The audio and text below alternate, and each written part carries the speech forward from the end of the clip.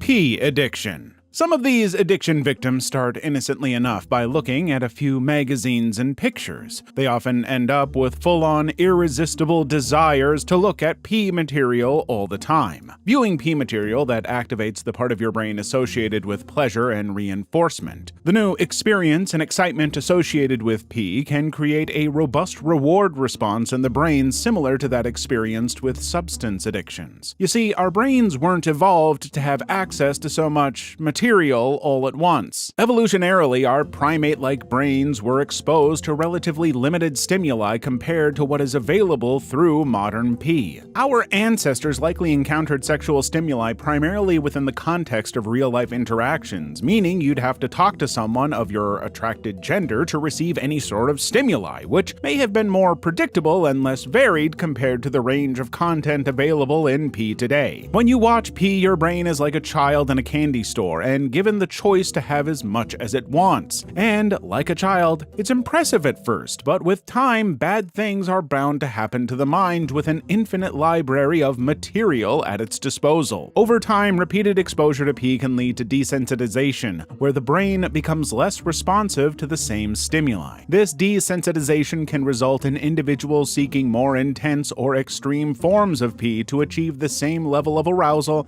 and dopamine release tolerance. Gambling addiction. No matter what the internet tells you, 99% of all gamblers do not quit before they win big. Rather, casinos and other firms can trick those among the most complex things in the universe into one more spin: your brain. Interestingly enough, gambling affects the brain in a similar way to substance addictions. Similar to drugs, gambling stimulates the brain's reward system, releasing dopamine and other neurotransmitters associated with pleasure and reinforcement. The anticipation of winning and the thrill of taking risks contribute to the release of dopamine, creating a rewarding experience for the brain. Over time, the brain becomes conditioned to seek out and crave the dopamine rush associated with gambling, leading to compulsive behavior. It might be hard for you to imagine, but in the mind of a gambler, there is no greater happiness than sitting in front of a slot machine, pulling the lever over and over again. Each time the reels spin, there's a rush of anticipation. Will this be the big win? The anticipation triggers the release of dopamine in the brain. Even if the person doesn't win, the near miss, where the symbols on the reels almost align to create a winning combination, still activates the dopamine system, keeping them hooked and eager to play again. Over time, as the person continues to gamble, their brain changes. The constant stimulation of the reward system can lead to desensitization, meaning it takes more enormous rewards to produce the same level of pleasure. This can contribute to the development of tolerance, where the person needs to gamble more frequently or with higher stakes to experience the same high they once did. What starts as a $100 bet can almost instantly end up being $10,000 on black, as, funnily enough, the brain has an almost endless supply of these happy chemicals, meaning there is no risk addicts will miss to get just another high. Losing money on bets can still make your brain happy because of the rush it gets, making you want to gamble more, even when you're losing. Religion addiction. In most cases, religious and spiritual beliefs can provide meaning and community for many people. However, in some cases, an extreme focus on religious practices can become problematic. Signs that someone is too wrapped up in their religious practices include not listening to other people's ideas or beliefs, seeing everything as just right or wrong with no in-between, getting really upset if they can't do their religious rituals, ignoring important tasks or homework to focus on religion, and only hanging out with people from their religious group. What makes religious addiction unique from substance addiction is the behavior itself does not involve ingesting a drug. However, the compulsive need to ritualistically perform certain religious behaviors to achieve a state of emotional comfort or highs of perceived highs can activate similar emotions. Unlike alcohol or drugs, which can be stopped entirely, complete abstinence is usually not an option nor wanted for religion. This makes religious addictions similar to behavioral addictions like gambling or sex addiction, where moderation is the goal, not just avoidance. A strange but true fact, some people can get so caught up in religious rituals that they start feeling physical sensations like warmth or tingling during prayer or meditation, as if their body is responding to their spiritual experiences. Alcohol addiction. With the fact that your liver can sometimes handle over 30 years of abuse before it gives up, and how easily available most alcohol is, it should come as no surprise that this is among the most common addictions in the entire world. Over time, individuals develop a tolerance to alcohol, meaning they need to consume increasingly more significant amounts to achieve the desired effects. A common saying among alcoholics is that stopping alcohol does more damage than good. Perhaps paradoxically, this is true in some sense, as when alcohol consumption is stopped or reduced, individuals may experience withdrawal symptoms such as tremors, nausea, sweating, anxiety, insomnia, and in some cases, seizures or delirium tremens, DTs. DTs typically occur within 48 to 96 hours after the last alcoholic drink and are a medical emergency in most cases, with individuals having symptoms like severe confusion, disorientation, and hallucinations. Self-harm. Initially, at times, engaging in self-harm may activate the brain's regular opioid system, your natural pain regulators, leading to the release of endorphins, the body's natural painkillers. This can result in temporary relief or euphoria as the pain and emotional distress that caused the pain are temporarily alleviated. You see, the brain is wired to organize pain from A to Z, and depending on how bad it is, the higher up it is on the list, meaning the original pain is often lessened. As with other addictions, your brain becomes accustomed to the chemical changes associated with self-harm, and individuals may develop tolerance, requiring more frequent or severe self-harm to achieve the same level of relief or euphoria. Additionally, self-harm can become linked with other destructive coping mechanisms and emotional regulation strategies. Individuals may rely on self-harm as a means of managing overwhelming emotions, such as anxiety, depression, or trauma-related distress.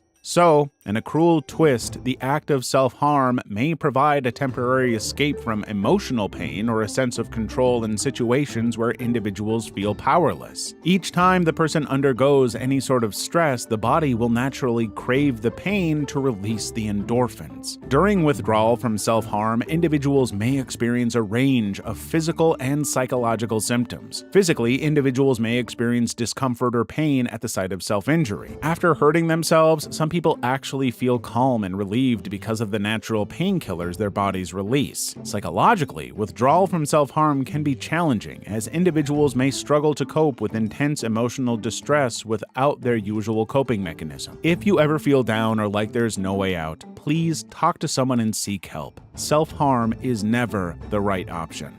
Drug addiction.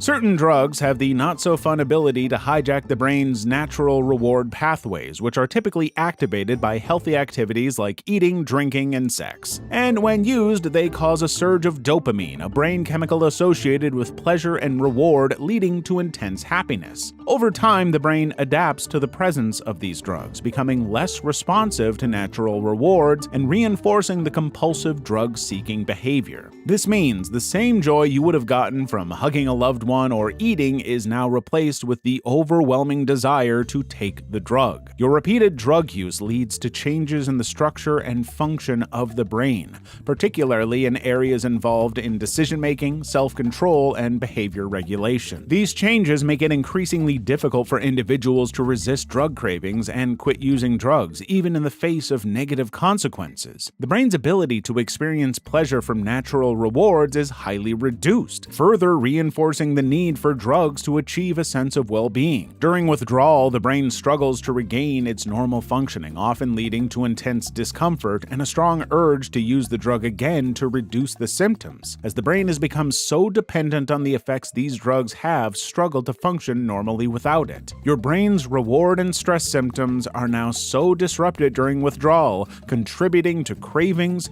mood disturbances, and a heightened risk of relapse. Food addiction.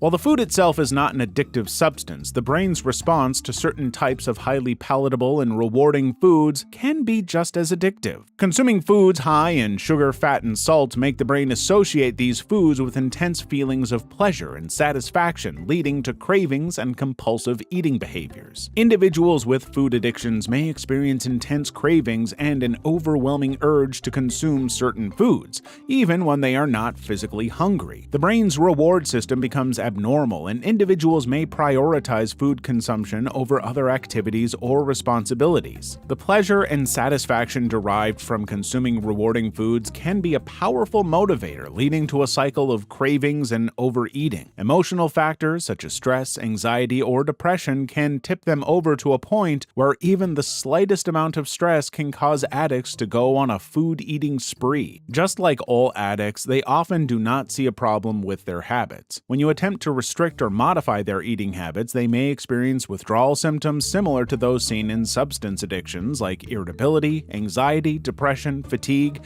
and intense cravings for the foods they have been consuming in excess. Plastic surgery addiction. This often happens when an individual with body dysmorphia meets plastic surgery, where even after multiple cosmetic-enhancing surgeries, it can never be quite enough. To them, an eyebrow would be too high up or down, and their nose would be just a fraction off to the left. They may or may not hate themselves, but they'll always feel that more can be done in a never-ending cycle to get the perfect look. Even the simple anticipation of improving one's appearance through cosmetic surgery can flood the brain with happy chemicals. The brain may begin to associate cosmetic procedures with feelings of satisfaction and self-confidence, paradoxically increasing the need for more surgeries. When unable to undergo cosmetic procedures, individuals with plastic surgery addiction may experience withdrawal symptoms, making them unstable. And yet, interestingly enough, despite undergoing multiple cosmetic procedures, individuals with plastic surgery addiction may never feel fully satisfied with their appearance. They may continue to identify new areas they perceive as needing improvement, leading to a cycle of surgeries and dissatisfaction, leaving them in a never-ending cycle of self-hate. In extreme cases, some people have tried to turn themselves into dolls or fictional characters through surgery. It shows how much they're caught up in changing how they look. Relationship addiction. Codependency addiction is when someone becomes so focused on a relationship that they neglect their own needs and identity. The compulsion in addiction comes from deriving self-worth through sacrificing for and caretaking of their partner. Rather than chasing new romantic highs, codependents stay deeply dependent even in unhealthy partnerships. They have difficulties establishing boundaries and prioritizing themselves. Their sense of purpose and validation is built entirely on being needed by their partner. Some people with relationship addiction might start mirroring their partner's likes, dislikes, and even mannerisms so closely, it's as if they're trying to become their partner's clone to make the relationship perfect. It's a bit like copying someone's homework because you think it's the only way to get a good grade. This addiction arises not from pleasure-seeking, but from attempts to heal insecurities and abandonment fears, often caused by childhood experiences. Codependents compulsively put others first, losing their sense of independence in the process. They get the hit from facilitating their partner's needs and receiving any scrap of appreciation or love in return. This reinforces the unhealthy, lopsided cycle of self-neglect.